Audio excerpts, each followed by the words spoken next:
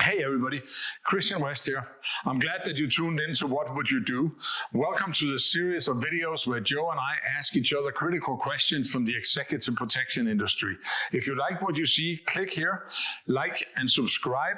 And if you have questions that you want us to answer or try to find a solution to, send them to us via email, text. You can find us on social media. I'm sure you have ideas, or you can post them here and we'll play along and take your question. So, welcome to What Would You Do? Season 2.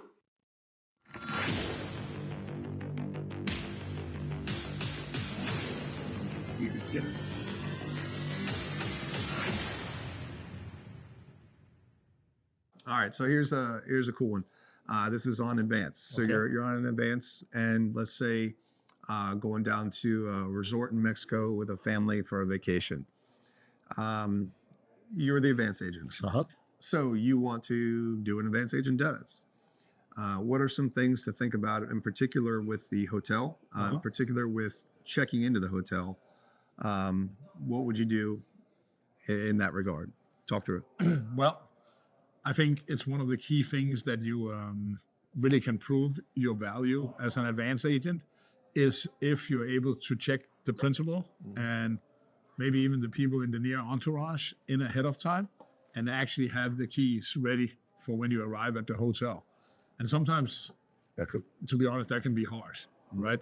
Because depending on arrival times, depending on when the suite or the rooms are free, all of that is a little bit of a circus that needs to be coordinated. And on top of that, it's not something that you can come up with out of the blue. Right. Because typically you have to be associated with the client's reservation to at least get the keys handed over to you. But if it's a client that you worked with several times and you're kind of like always the advance guy, it's something that is so important to find a system on. Because the average check-in time, last I checked in the different statistics, is minimum 9 to 14 minutes that you spend signing in, checking into a hotel room. So if you think about it, the client's been traveling forever. Now you mentioned this was for a vacation, so they might come there, they want to get to the pool, they want to do all that stuff. If they have to stop in the reception and do the whole check-in process themselves, why are you there, right? Because we're really there to facilitate security. And one of the best ways to do security for the client is for them to keep moving. So there's no reason they should stop at the desk and do all this stuff. So if you can't check them in and get the keys and do the whole procedure, you at least need to get them some kind of a VIP service. So they're pre-checked in and the keys are almost ready. They either have to show passport or sign or whatever if you can't do that for them. But if you can't do that for them the first time, there's no excuse for you not being able to do it the second time. Because it is such a important thing to me that all the agents that work for me get it hammered in that we need to be able to do that. And if you're associated with the reservation ahead of time, you're on the reservation as an authorized check-in person, it shouldn't be a problem. I'm not saying it's easy. It can still be a problem. But what I like to do, the perfect order for me, is actually to have the keys so I can do the advance and check the room before I go to the airport. That's the way it should be, in my opinion, if it's an optimal check-in. But of course, it also depends on the client and the budget and so on and so on. I've been lucky enough that most of the clients I worked for a long time, we would have the room the day before. So we could do a full-on sweep and we could do all of these things. Then it's a little bit easier because we know that nobody has stayed there that might overstay or whatever. If you don't have that luxury, it can be a little bit harder. So if I can't have all the keys ready before I go to the airport, I find somebody in the staff that I trust enough that I can call maybe 3 minutes out, 5 minutes out, and ask if they have the keys ready. And I make sure that I'm the first out of the vehicle when we arrive at the hotel. So I more or less can hurry in and get the keys so I can take the principal straight up to their suite. I don't know how you feel about it, but for me, it's a very, very important thing. Absolutely.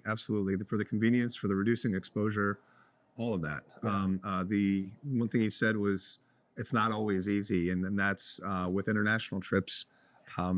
One of the things that we're careful with is if they book a room, say with 4 people in it, Mr. and Mrs. and 2 kids or something, and then you try to check in. Sometimes they're weird about that because they want to see all the passports. They want to have everybody there to check in.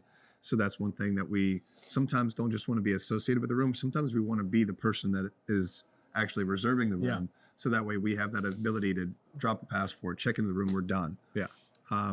It's just something to think about there too. And on that note, it also depends on what kind of hotels you go to. Of course. Because especially on overseas and international trips, a lot of countries require you to give the passport in, especially if you're traveling in the old Eastern Europe and Russia and a lot of these places, and they want to keep the passports while you stay in the hotel.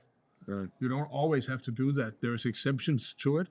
And if you talk to the VIP people that normally handle VIP check-ins at the hotels, most hotels have some kind of procedure for that, so they don't have to have the passports the whole time. There's no doubt they make copies of it or whatever else, but you're not the master of that if you go to that country anyway, right? Yeah. So it's pretty important that you kind of talk to the hotel, the concierge or the VIP, whoever, on what the procedure is. If you can take them to the room and then come down with the passports, or however it works. Yeah, But it's kind of on you. That's what I'm trying to figure out. absolutely. or say. Like you said, it depends on if the room is ready and a million things. But one of the things that you can minimally do is, if you talk to the management or what have you, they can usually get the room keys, get them to the rooms just for that, minimal exposure and convenience. And then, like when convenient, collect the passports, bring them down, and complete the check-in process later. I've had success with that, just to at least get the principal not stopping in the lobby. Yeah. And the same with when they come from the airport or from the FBO or wherever they come from. I typically try to take them straight to the room, and then the luggage will follow. Yeah, right. We don't wait with luggage or whatever. But if I don't have the keys right away, I might say, hey, let's grab your immediate luggage. So it gives the advanced guy that 1 extra minute or whatever, depending on also your relationship with the clients. There's a lot of different things you can do to make it smooth.